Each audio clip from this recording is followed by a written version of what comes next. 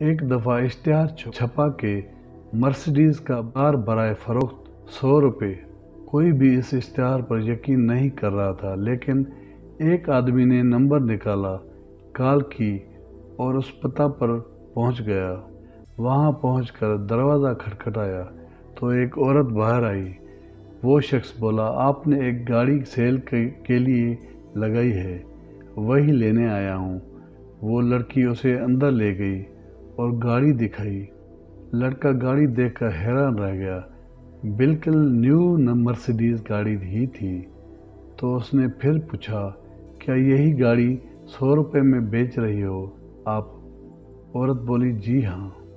لڑکے نے 100 کا نوٹ نکالا، عورت کے ہاتھ پر رکھ دیا۔